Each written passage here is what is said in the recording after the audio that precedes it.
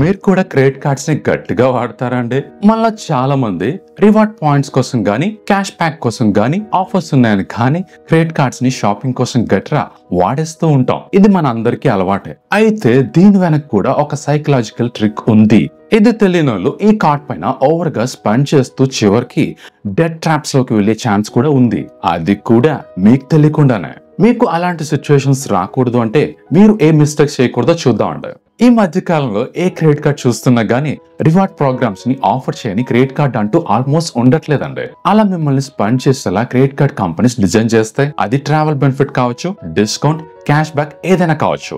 ఇక్కడ credit card offer చేస్తున్న company intention ఒక్కటే, కస్టమర్స్ ని రెగ్యులర్ గా కాపాడుకుంటూ వాళ్ళు ఎంగేజ్ గా కార్డ్ ని స్పెండ్ చేస్తూ ఉండేలా చేయడమే. అంటే మీరు ఒక క్రెడిట్ కార్డ్ ని యూజ్ చేస్తున్నారు, అందులో షాపింగ్ చేసినందుకు క్యాష్ బ్యాక్ ని ఆఫర్ చేసింది అనుకుందాం. అప్పుడు మీరేం చేస్తారు? ఎక్కువగా షాపింగ్ చేయడానికి ట్రై చేస్తారు. అలా రివార్డ్ పాయింట్స్, క్యాష్ బ్యాక్ ని అవైల్ చేసుకోవడానికి చూస్తాం. అలా మీకు తెలియకుండానే మీ బడ్జెట్ క్రాస్ చేసి ఓవర్ గా స్పెండ్ చేస్తారు. చివరికి డెట్ ట్రాప్ లో పడి ఎప్పుడు లేస్తారో, కనీసం లేవాలి అనే థాట్ కూడా మీకున్న బిజీ లైఫ్ కి రాకపోవచ్చు కూడా. మరి వీటి నుంచి బయట పడాలి అంటే ముందుగా మీ ఇన్కమ్ కి తగ్గట్టు మీ బడ్జెట్ ని ప్రాపర్ గా సిస్టమేటిక్ గా ప్రిపేర్ చేసి పక్కాగా ప్లాన్ చేసి డిజైన్ చేసుకోండి. అది అలాగా తెలియకపోతే గనుక మన పర్సనల్ ఫైనాన్స్ కోర్స్ మీకు హెల్ప్ చేస్తుంది. డిస్క్రిప్షన్ లో ఉన్న లింక్ ద్వారా చెక్ చేయండి. అందులో టూల్స్ మీ ఇన్కమ్ ని, ఎక్స్పెండిచర్ ని ఎలా మేనేజ్ చేయాలో క్రిస్టల్ క్లియర్ గా తెలుసుకొని ఫాలో అయిపోతే మీ బడ్జెట్ కి తిరుగు ఉండదు. అలానే మీకు వస్తున్న ఇన్కమ్ ని మొత్తం స్పెండ్ చేయకుండా మీ ఎక్స్పెండిచర్ ని కంట్రోల్ చేసుకుంటూ ఉండాలండి.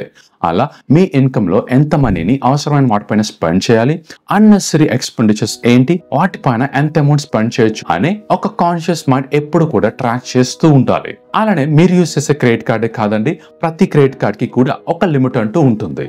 అందులో మీరు మాక్సిమం 30% లిమిట్ ని క్రాస్ చేయకుండా విత్ ఇన్ లిమిట్స్ లో స్పెండ్ చేయడం బెటర్ అండి.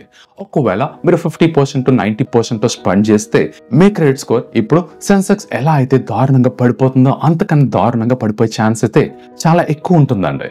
ఇది మీ లోన్స్ పైన ఇంపాక్ట్ చూపిస్తుంది. అప్పుడు మీరు ఇంకా బ్యాంక్ గుమ్మం తొక్కాల్సిన పని కూడా ఉండదు.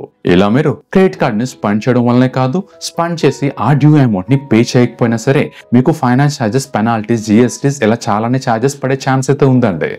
కాబట్టి వీలైనంత వరకు కూడా టైంకి ఫుల్ అవుట్ స్టాండింగ్ అమౌంట్ ని క్లియర్ చేస్తూ వెళ్తే మీరు ఈ డెట్ ట్రాప్స్ నుంచి బయటపడే ఛాన్స్ ఉంది.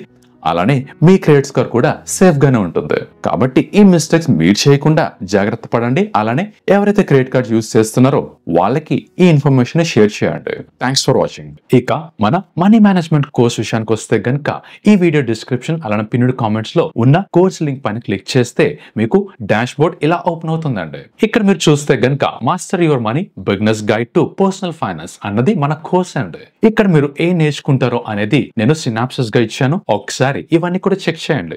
అలానే కోర్స్ కంటెంట్ లోకి వస్తే గనుక నేను మనీ మేనేజ్మెంట్ పైన డిఫరెంట్ టాపిక్స్ ని రియల్ టైమ్ ఎగ్జాంపుల్స్ తో కవర్ చేశానండి. ఇందులో ఏ చాప్టర్ అయినా సరే ఒక్కసారి చూసిన తర్వాత మీకంటూ end to end complete knowledge ఈ 5.5 hours కోర్స్ కంటెంట్ లో 18+ ఏజ్ దాటిన అందరికీ, నాన్ ఫైనాన్స్ బ్యాక్గ్రౌండ్ పీపుల్ అయినా సరే ఈజీగా అందరికీ అర్థమయ్యేలా ఉంటుంది అని మాత్రం నేను కాన్ఫిడెంట్ గా చెప్పగలుగుతానండి. ఈ కోర్స్ ని మీ మొబైల్, ల్యాప్టాప్, టీవీ ఇలా ఎందులో అయినా సరే ఎక్కడి నుంచి అయినా సరే యాక్సెస్ చేయొచ్చు. అలానే ఒకసారి కోర్స్ కంప్లీట్ అయిన తర్వాత మీకంటూ కోర్స్ కంప్లీట్ సర్టిఫికెట్ తో పాటు లైఫ్ టైం యాక్సెస్ కూడా ఉంటుందండి. కాబట్టి ఈ కోర్స్ ని తీసుకోవడం కోసం ఇక్కడ యాడ్ టు కార్ట్ పైన కానీ బై నౌ పైన కానీ క్లిక్ చేసి debit card, credit card, UPI వీటిలో వేటి ద్వారా అయినా సరే పేమెంట్ ని కంప్లీట్ చేసి కోర్స్ ని తీసుకోండి.